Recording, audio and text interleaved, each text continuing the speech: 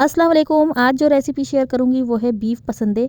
पसंदों का ये सालन किसको पसंद नहीं होता, लेकिन इसको बनाना थोड़ा-सा ट्रिकी होता है क्योंकि इसके गोश्त की जो बोटियाँ होती हैं वो गोल-गोल होती हैं और इसको नरम और जूसी हम किस तरीके से बनाएँगे, इस रेसिपी की मैं आपके साथ तमाम चीज़ें मैं शेयर करूँगी। तो फिर आप हैदराबाद के, दिल्ली के तमाम पसंदे भूल जाएँगी अगर इस तरीके से रेसिपी को फ़ॉलो करेंगी एंड तक। और इसके साथ ही शुरू करते हैं बिस्मिल्लाहिर्रहमानिर्रहीम। यहाँ पर लिए मैंने 1 किलो बीफ के पसंदे और आप चाहें इसे मटन में भी ले सकते हैं। और इसके साथ ही इनको आधे इंच के जो है इनकी मोटाई मैंने रखी है, देख सकते हैं आप। और गोल गोल इनको कटवा लिया था। एक बड़ा पीस मैंने गोश्त का ले लिया था और उसको ऐसे गोल गोल पार्चों की सूरत में कसाई से कह दिया था कि वो काट दे, तो वो उसने इस तरीके से काट के दे दिया था। अब मैंने इसको धोकर मुकम्मल तौर पर खुश्क कर लिया है। अब इसका मसाला तैयार करते हैं। मसालों में मैंने लिया है आधा कप दही और दही के अंदर डालूंगी 2 खाने के चम्मच अदरक लहसुन का पेस्ट, 1 चाय का चम्मच मैं इसमें नमक डालूंगी, आप अपने टेस्ट के हिसाब से शामिल कर लीजिएगा। 1 खाने का चम्मच कश्मीरी लाल मिर्चों का पाउडर इसमें शामिल करेंगे, आधा चाय का चम्मच इसमें हल्दी पाउडर शामिल करेंगे और 1 खाने का चम्मच इसमें लाल मिर्चों का पाउडर भी शामिल कर देंगे। और इसके साथ ही 3 चाय के चम्मच मैं इसमें धनिया पाउडर शामिल कर रही हूँ। कश्मीरी लाल मिर्चों का पाउडर जो है इसके कलर को बहुत अच्छा लाएगा। अगर आपकी मिर्चों का कलर अच्छा है तो आप इसको स्किप कर दीजिएगा। और 1 खाने का चम्मच इसमें मीट टेंडराइज़र शामिल करेंगे और 1 चाय का चम्मच इसमें गरम मसाला पाउडर शामिल करेंगे।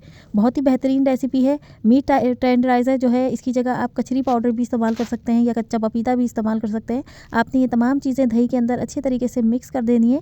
और मिक्स करने के बाद जो है आपने इसको पार्चों के ऊपर लगा देना है, जो कि हमने बीफ के पसंदे लिए थे वो इसके ऊपर तमाम मसाले को लगा दीजिए। और मसाला लगाने के बाद तकरीबन ओवरनाइट हम इसको फ्रीज़र के अंदर रख देंगे, क्योंकि फ्रीज़र के अंदर जो है इसको रखने से ये होगा ज़्यादा देर तक कि पार्चे जो है अंदर से बहुत ही सॉफ्ट और नरम हो जाएंगे, यानी गल जाएंगे, क्योंकि मीट टेंडराइज़र इनको गलावट का काम देगा।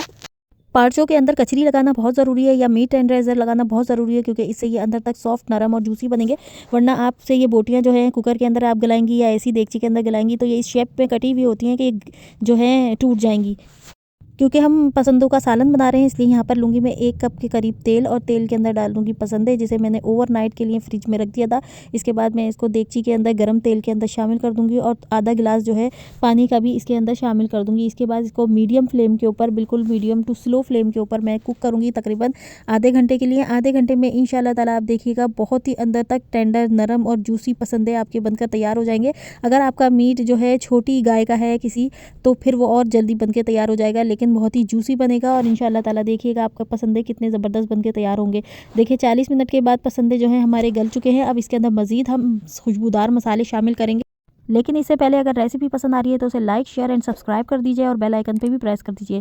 तो यहाँ पर मैं मसालों में लूँगी तकरीबन 1 छोटा टुकड़ा जायफल का और 2-3 जावित्री के टुकड़े इसमें लूँगी, 4-5 सब्ज़ इलायची इसमें डालूँगी, 10 अदद जो है बादाम लूँगी, 1 खाने का चम्मच खसखस लूँगी, 1 चाय का चम्मच काला ज़ीरा लूँगी, 2 अदद काली बड़ी इलायची इसमें शामिल करेंगे और आधा चाय का चम्मच इसमें काली वाली मिर्चें इस्तेमाल करेंगे। तो यहाँ पर हमने इन तमाम मसालों को अच्छा सा पीस लेना है और जो खसखस को है इसके अंदर से मिट्टी को अच्छे तरीके से निकाल लेना है। यहाँ पर ब्राउन प्याज का इस्तेमाल कर रही हूँ, तकरीबन 2 मीडियम साइज़ की ब्राउन प्याज मैंने ली थी, उसको ब्राउन करके इसको बारीक पीस लिया है। जैसे कि मैंने आपको पिछली रेसिपीज़ में बताया था कोरमे के अंदर, वैसे ही इसको चॉपर के अंदर पीस लीजिएगा। बहुत ही ज़बरदस्त से दानेदार सी प्याज पीस कर तैयार होती है। ऐसी हमारी जो पाकिस्तानी स्टाइल रेसिपीज़ होती हैं उसके अंदर ऐसी प्याज डालते हैं तो इसका अरोमा, इसका टेक्सचर अलग ही निकल के आता है। तो इसको कवर करेंगे तकरीबन 10 से 15 मिनट के लिए। लेकिन इससे पहले इसका जो मसाला है हमें थोड़ा सा ग्रेवी चाहिए, थोड़ा सा गाढ़ा लग रहा है, तो इसके अंदर मैं शामिल करूँगी तकरीबन आधा गिलास के करीब पानी शामिल करने के बाद आप इसे 10 मिनट के लिए जो है दम पर रख दीजिए, बिल्कुल स्लो फ्लेम के ऊपर।